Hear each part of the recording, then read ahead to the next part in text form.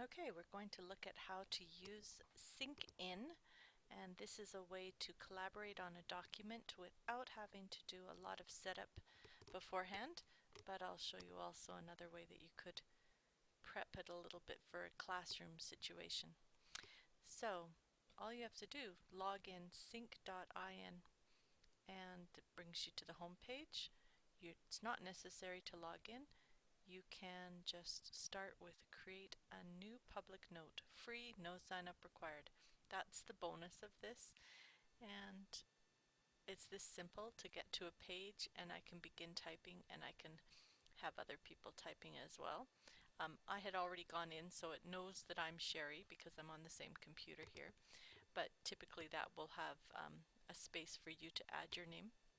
And you'll see that I have a color assigned to me so that as I write, let's discuss how to use online tools in the classroom.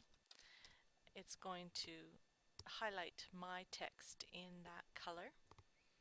And if I want to share this with others, we can just share this address up at the top, which is a bunch of letters and numbers, or I can use the share this note feature, and I could just quickly send this out, or take that and cut and paste it onto our class website, something like that, so that very quickly everybody has the same link and can just join in. There are some features, very basic, for editing at the top here, and I can undo and redo. Other things that are important to note is that there is a chat on the side that is separate from this text. So as we're creating a document, we could be asking questions.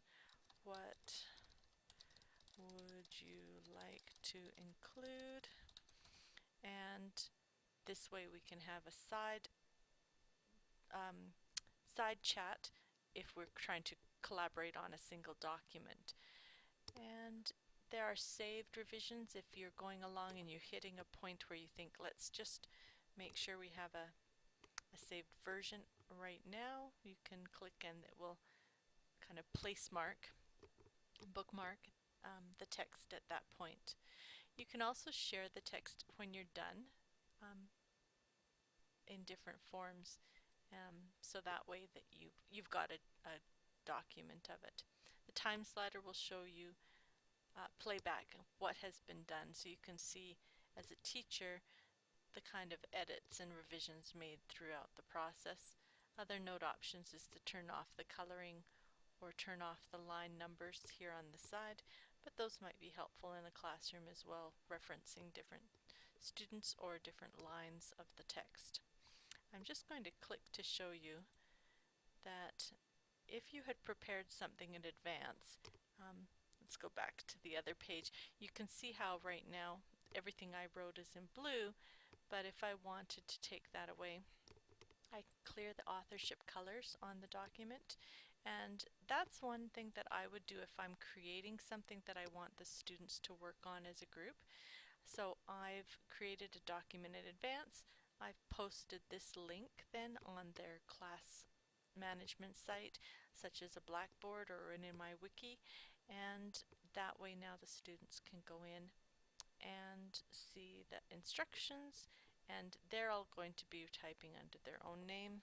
Maybe it's Mary who's typing, and so Mary's going to start with waiter serves food to customers, and there's her response to the text. And another student such as Joe might come in and add his line.